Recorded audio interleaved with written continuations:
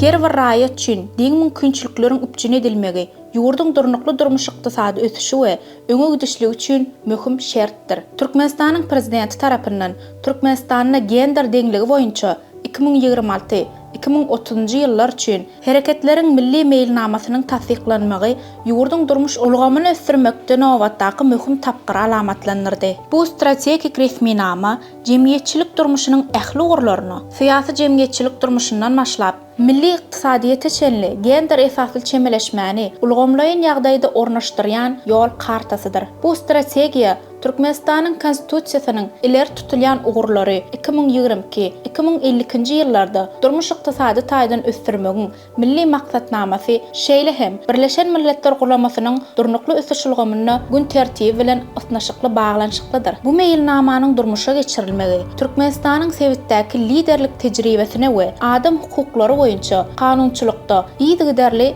reformalar geçirmegine esaslanýar. Merkez Aziýa ýurtlarynyň dinanlarynyň birinji dialogynyň gurulmagy, gender meseleleriniň halkara platformalara şol sanly awaza jarnamasynyň ornaşdyrylmagy, hökümetiň ähli derejede aýallaryň hukuklary we mümkinçilikleriniň giňeldilmegini ýygyderli gollap gelýänliginiň tutnamasydyr. Ýurdun içinde hem soňky ýyllarda bir näçe hukuk özgertmeleri amala aşyryldy. Hususan durmuş hyzmatlary hakynda Türkmenistanyň kanunynyň kabul edilip, oňa laýyklykda zorlugy başdan geçiren hemde maşgalada kıyın ýagdaýa düşen şahslar durmuş hyzmatlaryna mätäç diýip ikrar edilýär. Jenaýat kodeksiniň täze rejelenen görnüşi adam iş ýerine jynsyk gatnaşykda bolmagy ýa-da beýleki jynsyk hereketlere mejbur etmek üçin jogapkärçiligi kesgitleýär. Şeýle hem kadyýat hakynda Türkmenistanyň kanunynyň rejelenen görnüşini kadyýetlere ýürüteleşdirilen maşgala işler boýunça kadylar barada düzgünler ýerdirildi. Mundan başga-da Türkmenistanyň aýallaryň saglygy we maşgaladaky ýagdaýy boýunça synyň netijeleri degişli çäreleri görmek üçin ýol kartasynyň düzülmegine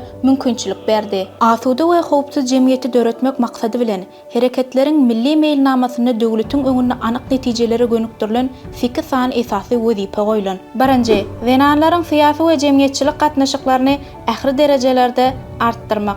Ikinji, gender deňligini öňe sürmek üçin institusional mümkinçilikleriň mexanizmlaryny pogtalandyrmak. Üçünji, gender deňligini gazanmak üçin kanunçylygyň bunyadyny pogtalandyrmak we kämilleşdirmek. Dördünji, gender taýdan duýgur saglygy goraýyş hyzmatlaryny üpjün etmek.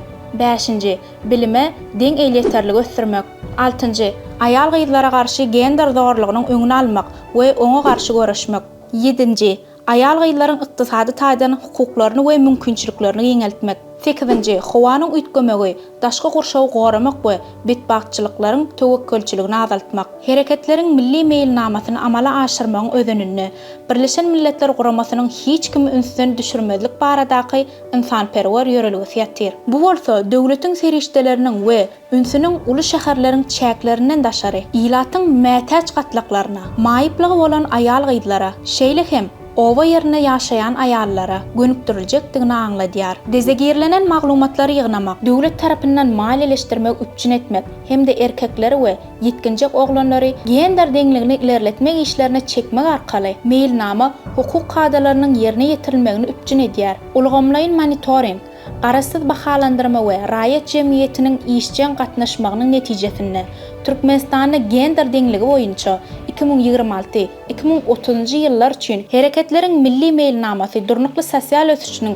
netijeli guralyna öwrüler. Aýallaryň hukuklaryny we mümkinçiliklerini giňeltmegi geljekki nesiller üçin ygtybarly döwlet gurmagyň bunyadyny emele getirýär.